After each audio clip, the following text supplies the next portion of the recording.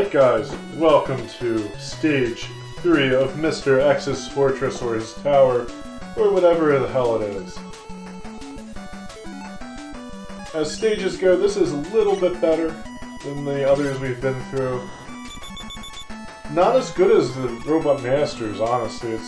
I felt like they ran out of ideas. I almost think like different people designed these levels or something than the ones who did the Robot Masters, because it's just strange. Or maybe they were just rushing. They just decided to throw a bunch of stuff together and just get the game done at that point.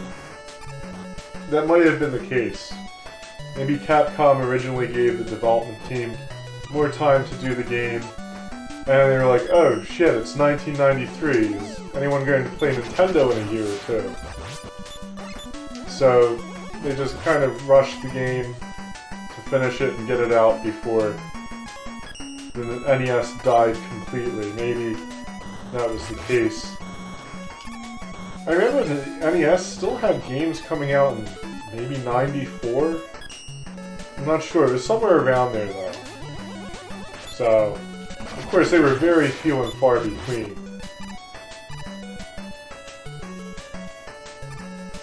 The Game Boy, oddly enough, outlived it.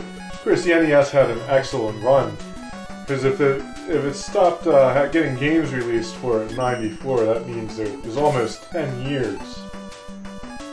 And in fact, I think it was like 10 years in Japan. That's something I'll have to look up. Last NES game, last official NES game, because of course you have people... Whoa, that was close. Of course you have people who make games for these systems even today. There's people making Sega Genesis games and stuff, which is kind of crazy, kind of cool. It must be a real challenge to do so, oddly enough, because of the technology involved. You have more limitations. Well, we had to sit through a little bit of that. That was my fault. I like to take the low road here. You really have to time this though. You have to make sure the thingy-majiggy's moving away from you. Charge the punch, and then charge the punch again after you destroy the block.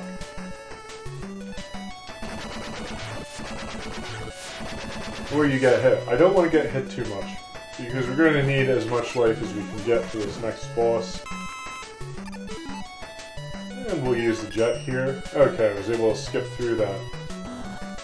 That's one nice thing about modern games. Like, a lot of times you can toggle things like that on and off, which I don't have a problem with modern games in general. But it's one of the little ways gaming's evolved over the years.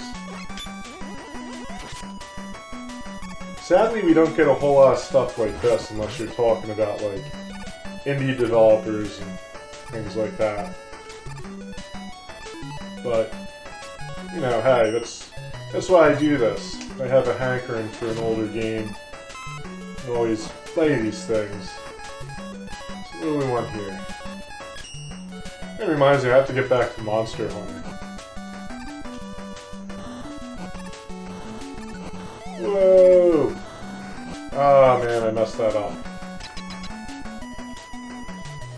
My last attempt, I actually made a video before this. I didn't really like how it turned out. It was okay. But in the attempt before that, I was able to get through all that crap without taking damage. Unfortunately, I didn't time it quite right. This guy's actually pretty easily defeated. You just kind of do this. Okay, well that's not working now. Oh. Most of his attacks miss you. It's kind of a strange thing. You don't want to be jumping when he fires those off though. I'm really just kind of plowing through him, doing the damage race thing. And he's dead now. So this is the next to last Mr. X stage. We've just completed it. After this we have Mr. X, and then we have another 4 stages after that. I don't remember those stages at all. aside from the beginning of the first one, so it'll be interesting to do. Alright guys, welcome to the second part of the last episode of Mr. X's Castle. And this is the most cursed episode in Mega Man 6. Everything goes wrong. I either make some kind of goofy mistake and die, or I forget to press the record button, or I try like a new strategy that doesn't work out and die. So hopefully we'll get it right this time around. That sort of thing happens sometimes. We gotta get that weapon energy. Why not? Why not have a weapon energy? We love weapon energy around here. Hopefully I won't fly into those spikes though. So I did take the time to look up the last NES game. If I have to tell this story one more time, I'm gonna I don't know what I'm gonna do if I have to tell it one more time. I guess I'm going to memorize it really well. But yeah, I looked it up. So there's several things you could consider the last NES game.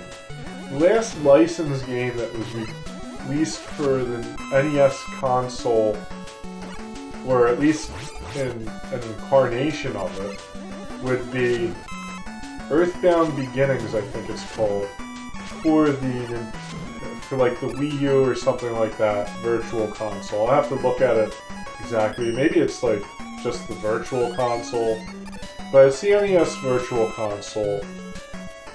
I saw Wii U mentioned, and I think it was released a year ago or something like that. But I think the Wii U got scrapped, didn't it? So I'm not too sure. It's a little confusing. That's strange. Oh, that's not hitting it. Okay. Those windstorms are funny. So, yeah, it's a little confusing what I was reading. The way it was written. But apparently that would technically be an official licensed NES game. Because, it was coded as if it was on the NES. So, that's something you could consider. Aside from that, you have two other things that complicate things. One, where you lived. If you lived in the PAL region in 1995, then for you the last NES game is The Lion King. But if you're in North America at that time, then I think it might have been Beauty and the Beast, but I didn't really get a good confirmation on that. I remember Beauty and the Beast 1994, seeing it in Nintendo Tower, and them saying something about that being the last NES game. I'm not sure, that was a long time ago, and I can't find the issue with it. I mean, I haven't looked, but I'm missing a lot of my older Nintendo Tower issues, so it's hard to exactly say what the last one was. But it's an interesting subject, and I would say, of course, certainly Lion King was the last physical cartridge that was an official NES game. Now, of course, there's people who, make their own games and stuff, so that's something you can consider. This is a very dangerous place, as you can see. I even consider the Earthbound game to be a recent NES title. But at any rate, that's a good run for a system. I think the NES came out in '85. So if you only count the cartridge, that is a 10-year run. If you count the Earthbound game, that's still a good run. That's even better, actually, because that's 30 years. Of course, there's such a huge gap between games. It's almost it's certainly out of commission for a good 20 years. But there might have been other, post-market games. Well, I guess you could say post-market. Or post-lifespan games. Man, I am taking hilarious amounts of damage here. This isn't good. I'm gonna have to do Mr. X perfectly. Because I keep rambling about this stuff. I'm not paying attention to either thing I'm doing very well. Mr. X is pretty stupidly easy if you can get into the rhythm of killing him. And avoiding his shots, which is basically this.